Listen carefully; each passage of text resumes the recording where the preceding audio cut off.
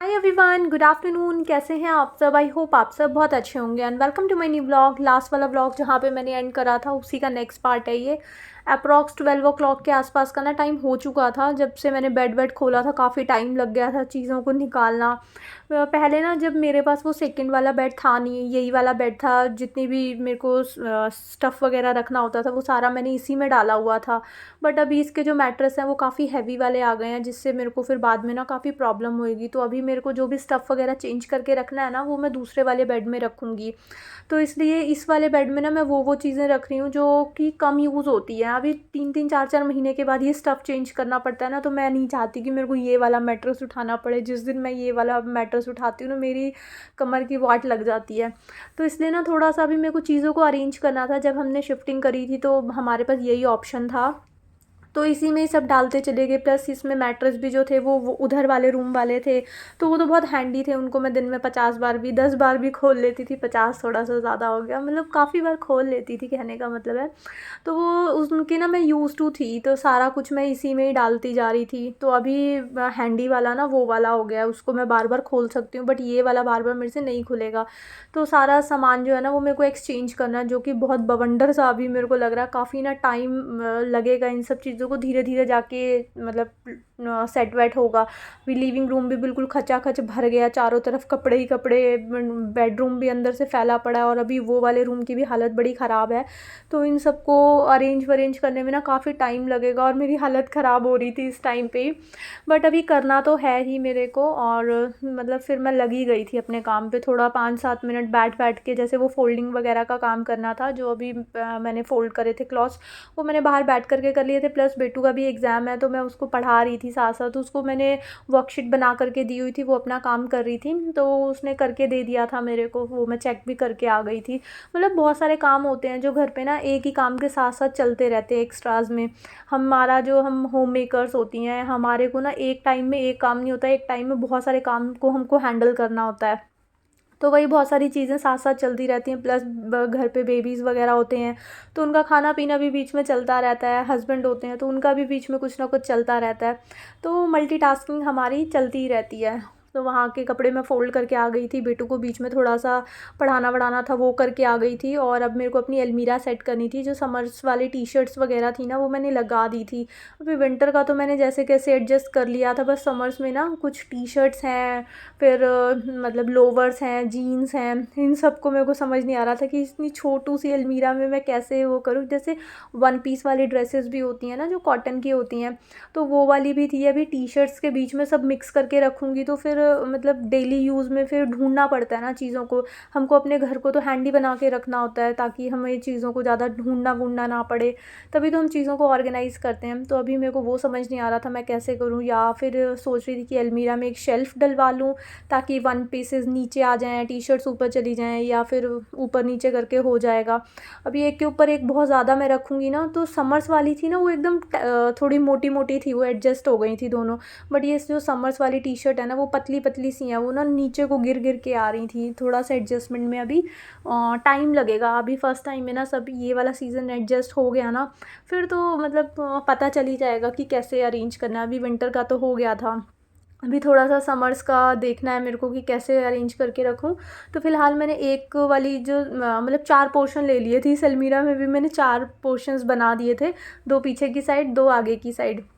एक साइड मैंने डाल दी थी सारी टी-शर्ट्स, एक साइड मैंने डाल दिए थे सारे टॉप, और जो फ्रंट साइड था ना, दोनों साइड में मैंने वहाँ पे वन पीसेस लगा दिए थे, जो थोड़े फ्लफ़ी से वन पीस थे, मतलब थोड़े से लॉन्ग थे।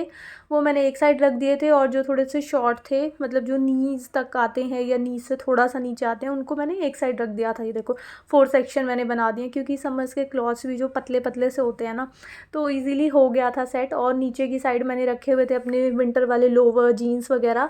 तो वहाँ पे मैंने फिर कॉटन वाले जो समर्स वाले लोवर थे वो सेट कर दिया था। और अभी ये व्लॉग जो मैंने 4 मिनट में आपको दिखाया ना, ये अलमीरा सेट करने वाला, ये करते करते मेरे को ऑलमोस्ट 2:30 बज चुके थे, 2-2:30 तो बज ही गए थे।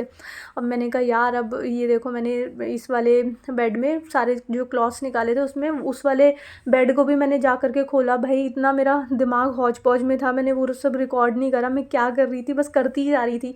क्योंकि फिर इवनिंग हो जाती है ना, फिर कुकिंग वुकिंग का टाइम हो जाता है। अभी मुझे भी नहाना था, बेटू को भी नहलाना था, क्लीनिंग करनी थी।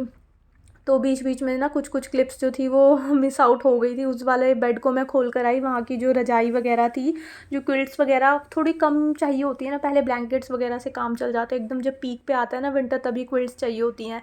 तो दोनों क्विल्ट मैंने इस वाले बेड में रख दी थी, और जब अभी मैं यूज़ करके ये ब्लैंकेट वगैरह वॉश हो जाएंगे या ड्राई क्लीन हो जाएंगे तो मैं ब्लैंकेट्स को उसमें रख दूँगी, क्योंकि ब्लैंकेट्स एंड तक भी यूज़ होते हैं, और जब विंटर की स्टार्टिंग होती है तो स्टार्टिंग में भी ब्लैंकेट ही यूज़ होते हैं, तो ब्लैंकेट्स का यूज़ ना थोड़ा सा ज़्यादा होता है। तो इसको ब्लैंकेट्स की जो मैंने जगह बनाई है वो उस वाले बेड में ही बनाई है, और क्विल्ट थोड़ा सा कम टाइम के लिए भी यूज़ होती है और जल्दी भी, मतलब इसका सीज़न चला जाता है, मुश्किल से 2 महीने यूज़ करनी होती है, तो इसलिए मैंने वो यहाँ पे रख दी हैं।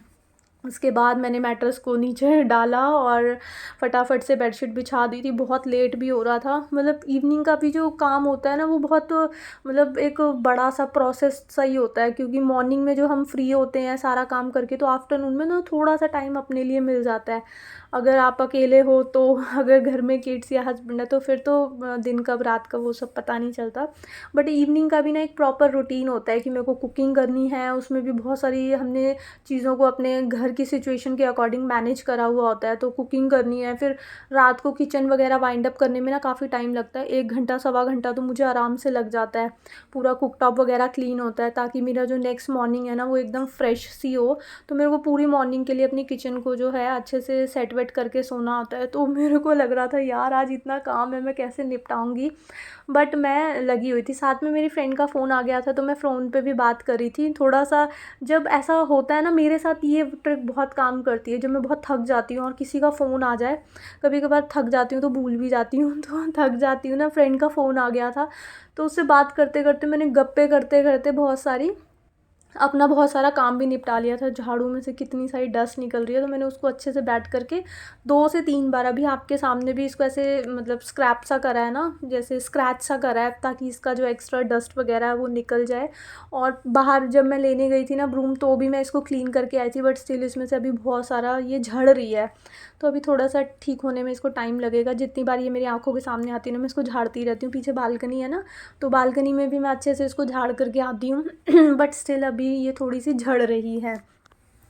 तो फ्रेंड से बात करते करते मैंने काफ़ी सारा सामान जो था वो समेट दिया था, बेडरूम सेट हो गया था, तो थोड़ा हल्का फील हो रहा था। अभी सेट नहीं हुआ था, स्टडी टेबल एकदम भरा पड़ा था।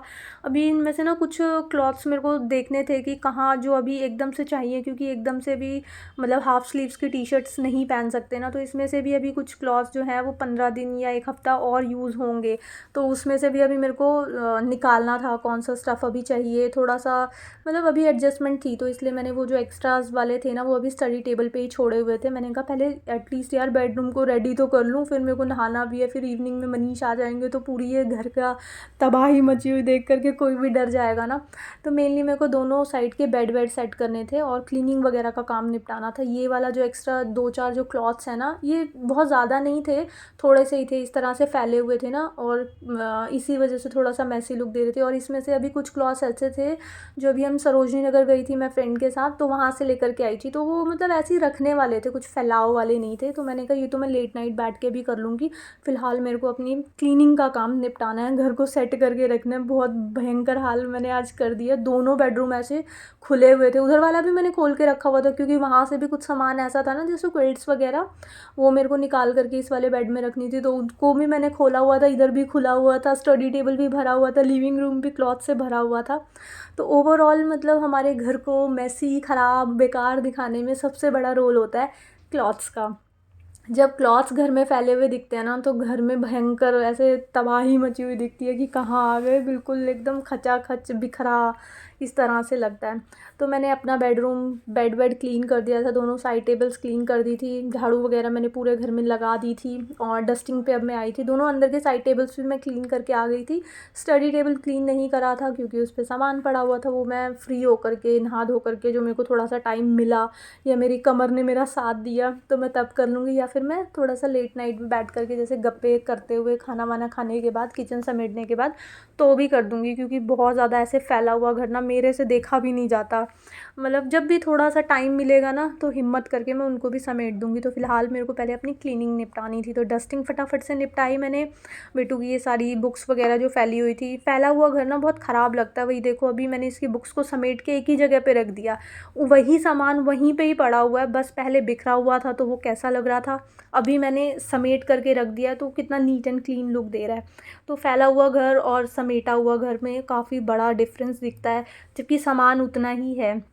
बुक्स उसकी उतनी ही रखी हुई थी जितनी मैंने अभी रखी हैं, बस उसको समेट करके रख दिया। और बस फिर उसके बाद मैंने फटाफट से पूरे घर में मॉपिंग कर दी थी और गीज़र ऑन करके मैं आ गई थी। बेटू को मैंने नहलाना था क्योंकि, और उसके बाद फिर मैं बेटू को नहला करके आई। और उसके बाद फटाफट से बेटू के हेयर्स वगैरह मेरे को सुखाने थे। इसने स्वेटर वगैरह पहनी नहीं है अभी, बोलती है मुझे अब स्वेटर नहीं पहननी, अभी इसको थोड़ी गर्मी लगती है। तो मैंने फुल स्लीव की टी शर्ट पहना दी थी और पीछे ना ऐसे टॉवल रख दिया था, क्योंकि हेयर्स में थोड़ा भी पानी होता है ना तो टी शर्ट ना, उस क्लॉथ मतलब जो टी शर्ट वाला क्लॉथ होता है वो बहुत जल्दी गीला सा हो जाता है, फिर उसको ठंड लग जाती। तो मैंने इसलिए थोड़ा सा ऐसे नेक पे उसके मतलब शोल्डर्स पे ऐसे टॉवल को रख दिया था, ताकि जो भी एक्स्ट्रा वाटर वगैरह है हेयर्स का वो उसकी टी शर्ट में ना लगे। उसके बाद बेटू की स्किन केयर कर दी थी। स्किन केयर में कुछ भी नहीं करना होता, जस्ट मॉइस्चराइज़र उसको लगा देती हूँ। तो अच्छे से मैंने फेस पे मॉइस्चराइज़र लगा दिया था। कॉम तब करूँगी जब बेटू के हेयर्स ड्राई हो जाएंगे, क्योंकि नहीं तो फिर हेयर्स ऐसे ड्राई नहीं मतलब वेट होंगे तो फिर हेयर फॉल वगैरह होता है बच्चों को और खिंचाव पड़ता है थोड़ा सा, बालों पे ड्राई हो जाएंगे। स्ट्रेट हेयर्स हैं उसके भी मेरे जैसे, तो अपने आप ही मतलब कॉम वाले हो जाते हैं। उसके बाद यहाँ पे हो गया था इवनिंग का टाइम, इवनिंग ही हो गई थी हमको नहाते नहाते भी। तो उसके बाद फिर मैंने बेटू के लिए मिल्क बॉईल करने के लिए रख दिया था, क्योंकि बहुत टाइम लगा था। मतलब व्लॉग में मैंने बहुत सारा चीज़ें कट करी हैं, बट बहुत बुरी तरह आज मैं थक गई थी। उसके बाद मैंने बेटू के लिए यहाँ पे मिल्क बना दिया था बॉर्नविटा, और उसके बाद मैं गई थी नहाने के लिए। मैं इतना लेट गई थी नहाने के लिए, इस टाइम अप्रॉक्स 5 बज गए थे। और इसी के साथ आज का व्लॉग मैं यहीं पे एंड करती हूँ। आई होप आपको ये व्लॉग अच्छा लगा होगा। अगर आपको ये व्लॉग अच्छा लगे तो इसको लाइक शेयर एंड सब्सक्राइब ज़रूर करना। मिलेंगे एक न्यू वीडियो में, टिल देन टेक केयर।